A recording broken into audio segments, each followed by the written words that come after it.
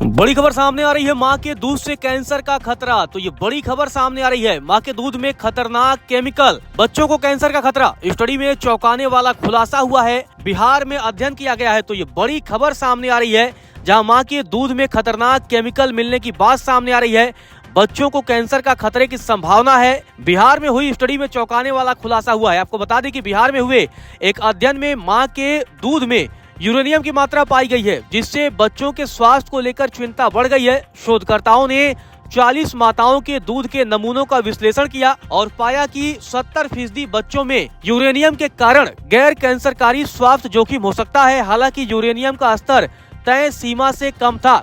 डॉक्टरों ने स्तनपान जारी रखने की सलाह दी है जब तक कि कोई चिकित्सकीय कारण न हो। तो ये बड़ी खबर सामने आ रही है। आपको बता दें कि बिहार में हाल ही में एक स्टडी हुई है, जिसमें मां के दूध में यूरेनियम यानी कि U-238 का खतरनाक लेवल सामने आया है, जिससे उनके बच्चों की हेल्थ को लेकर गंभीर चिंताएं पैदा हो गई हैं। कई इंस्टीट्यूशन के रिसर्चर्स ने पाया है कि ब्रेस्ट मिल्क के जरिए यूरेनियम के संपर्क में आने से बच्चों को कैंसर न होने वाले बड़े हेल्थ रिस्क हो सकते हैं। एम्स दिल्ली के डॉक्टर अशोक शर्मा इस स्टडी के को ऑथर हैं। उन्होंने बताया कि स्टडी में 40 दूध पिलाने वाली माओं के ब्रेस्ट मिल्क को एनालाइज किया गया और सभी सैंपल में यूरेनियम यानी कि U-238 पाया गया।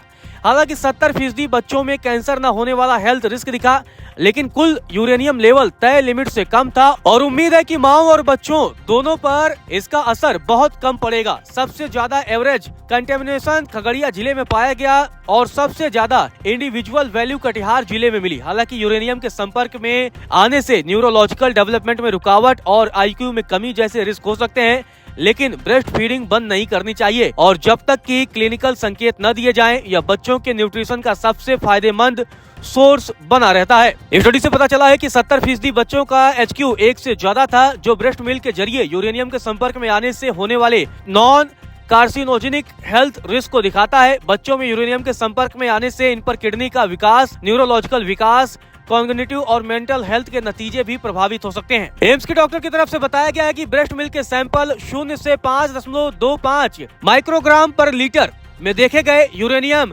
कंसंट्रेशन के आधार पर स्टडी अभी भी यह नतीजा निकालती है कि बच्चे की हेल्थ पर असर शायद कम है और माओं द्वारा एब्जॉर्ब किया गया ज्यादातर यूरेनियम मुख्य रूप से यूरिन के जरिए निकलता है। ब्रेस्ट मिल्क में कंसंट्रेटेड नहीं होता, इसीलिए ब्रेस्ट फीडिंग की सलाह दी जाती है जब तक कि कोई क्लिनिकल संकेत कुछ और न बताए। डॉक्टर अशोक ने यह भी कहा है कि हैवी मेटल्स की मौजूदगी के बारे में जानने के लिए दूसरे राज्यों में भी ऐसी स्टडी की जाएंगी। उन्होंने कहा कि हम दूसरे राज्यों में हैवी मेटल्स और इंसानी हेल्थ पर उनके असर की जांच कर रहे हैं, जो आज के समय की जरूरत है। यह स्टडी बिहार के अलग अलग जिलों में रैंडम तरीके से चुनी गई 40 दूध पिलाने वाली महिलाओं पर की गई, जिसमें ब्रेस्ट मिल्क में यूरेनियम 238 की मात्रा का पता लगाया गया। टेस्ट किए गए सभी सैंपल्स में यूरेनियम था और सबसे ज्यादा लेवल कटिहार जिले में देखा गया। हेल्थ रिस्क असेसमेंट से पता चलता है कि बच्चे अपने शरीर से यूरेनियम को निकालने की कम क्षमता के कारण खास तौर पर कमजोर होते हैं। स्टडी का अनुमान है कि एनालाइज किए गए बच्चों में से 70% को इसके संपर्क में आने से नॉन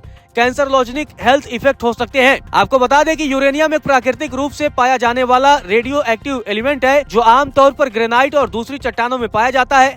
यह प्राकृतिक प्रोसेस और इंसानी कामों जैसे माइनिंग, कोयला जलाना, न्यूक्लियर इंडस्ट्री से निकलने वाले एमिशन और फास्फेट फर्टिलाइजर के इस्तेमाल से ग्राउंड वाटर को खराब कर सकता है। ब्रेस्ट मिल्क में पेस्टिसाइड्स, एनवायरमेंटल पॉल्यूटेंट्स की मौजूदगी का पता लगाने के लिए आगे की स्टडीज पर डॉक्टर अशोक ने कहा कि आर्टिकल में भविष्य की दिशाओं के बारे में बताया गया है और पेस्टिसाइड्स उनके प्लान में भी शामिल है।